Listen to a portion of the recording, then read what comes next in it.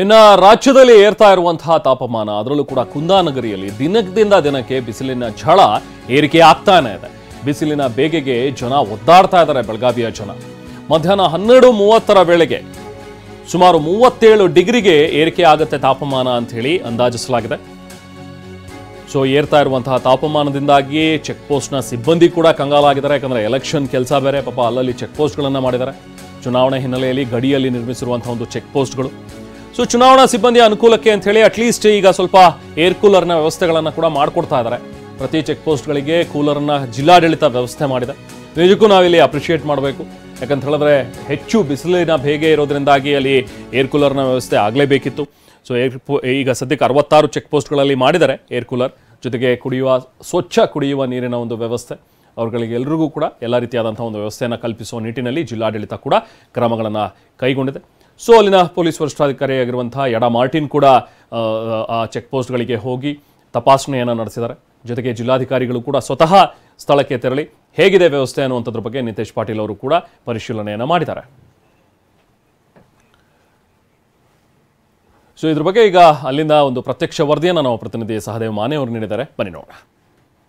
7ರಂದು 2ನೇ ಹಂತದ ಚುನಾವಣೆ ರಾಜ್ಯದಲ್ಲಿ ನಡೆಯಲಿದೆ. ಈ ಒಂದು ಕಾರಣಕ್ಕಾಗಿ ಸದ್ಯ ಈಗ ಬೆಳಗಾವಿಯಲ್ಲೂ ಕೂಡ ಜಿಲ್ಲಾಡಳಿತ ಹೈ ಅಲರ್ಟ್ ಅನ್ನು ಘೋಷಣೆ ಮಾಡಿರುವಂಥದ್ದು. ಮುಖ್ಯವಾಗಿ ಮಹಾರಾಷ್ಟ್ರ ಮತ್ತು ಗೋವಾದಿಂದ ಬರುವಂತಹ ವಾಹನಗಳನ್ನು ತೀವ್ರಗತಿಯಲ್ಲಿ ತಪಾಸಣೆ ನಡೆಸ್ತಾ ಇರುವಂಥದ್ದು. ಖುದ್ದು DC ಅವರೇ ಫೀಲ್ಡ್ಗಿಳಿದಿದ್ದಾರೆ. ಸರ್, ಯಾವ ರೀತಿಯಾಗಿ ಚೆಕ್ ಪೋಸ್ಟ್ಗಳಲ್ಲಿ ಸಿಬ್ಬಂದಿಗಳು ತಪಾಸಣೆ ಮಾಡ್ತಾ ಇದ್ದಾರೆ ಮತ್ತು ಇಲ್ಲಿವರೆಗೂ ಯಾವ ರೀತಿಯಾಗಿ ಕ್ರಮಗಳನ್ನು ತೆಗೆದುಕೊಂಡ್ರು?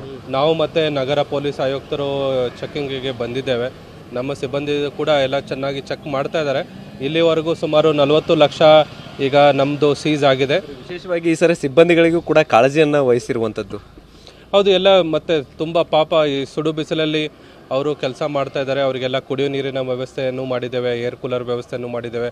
ಮತ್ತು ರಾತ್ರಿ ಕೆಲಸ ಮಾಡೋರಿಗೆಲ್ಲ ನಾವು ಬೇಟನ್ ವ್ಯವಸ್ಥೆ ಮತ್ತು ರಿಫ್ಲೆಕ್ಟಿವ್ ಜಾಕೆಟ್ಗಳನ್ನು ನಾವು ಕೂಡ ಕೊಟ್ಟಿದ್ದೇವೆ. ಇದು ತುಂಬ ಸುಮಾರು 2 ತಿಂಗಳಕ್ಕಿಂತ ಜಾಸ್ತಿ ಕಾಲ ಮಾಡ್ತಾ ಇರೋದ್ರಿಂದ ಸಿಬ್ಬಂದಿ ಕಾಳಜಿ ಜೊತೆಗೇನು ಬಟ್ ಚುನಾವಣಾ ಕೆಲಸ ಚೆನ್ನಾಗಿ ಎಫೆಕ್ಟಿವ್ ಆಗಿ ಮಾಡೋದಕ್ಕೆ ಎಲ್ಲರೂ ಕೆಲಸ ಮಾಡ್ತಾರೆ. ಸಿಬ್ಬಂದಿಗಳ ಕಾಳಜಿ ಜೊತೆಗೆ ಗಡಿಯಲ್ಲಿ ಬೆಳಗಾವಿಯ ಜಿಲ್ಲಾಡಳಿತ ಹೈ ಅಲರ್ಟ್ ಅನ್ನು ಕೂಡ ಘೋಷಣೆ ಮಾಡಿರುವಂಥದ್ದು. ಕ್ಯಾಮರಾಮನ್ ಪ್ರವೀಣ್ ಜೊತೆ ಸಹದೇವ್ ಮಾನೆ, TV9 ಬೆಳಗಾವಿ. ಸೊ ಇನ್ನು ಬೆಳಗಾವಿಯಲ್ಲಿ ಒಂದ್ ಕಡೆ ರಣಬಿಸಿಲು ಜೊತೆಗೆ ಚುನಾವಣೆಯ ಕಾವು ಕೂಡ ಇರ್ತಾ ಇದೆ. ಆದರೆ ಮತ್ತೊಂದು ಕಡೆ ನೀರು ಪೋಲಾಗ್ತಾ ಇರುವಂಥದ್ದು ಕೂಡ ಸಾಕಷ್ಟು ಒಂದು ಅಲ್ಲಿನ ಜಿಲ್ಲೆಯ ಜನರಿಗೆ ಆಕ್ರೋಶಕ್ಕೆ ಕಾರಣವಾಗಿದೆ.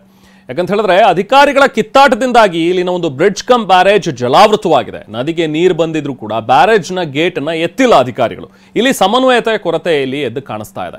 ಸೊ ಘಟಪ್ರಭಾ ನದಿಗೆ ಸುಮಾರು 2.2 TMC ನೀರು ಬಿಡೋದಕ್ಕೆ ಈಗಾಗಲೇ ನಿರ್ಧರಿಸಲಾಗಿತ್ತು. ಸೊ ಹಾಗಾಗಿ ದಿನಕ್ಕೆ ಸುಮಾರು 4200 ಕ್ಯೂಸೆಕ್ನಷ್ಟು ನೀರನ್ನ ಅಧಿಕಾರಿಗಳು ಹರಿಬಿಡ್ತಾ ಇದ್ದಾರೆ.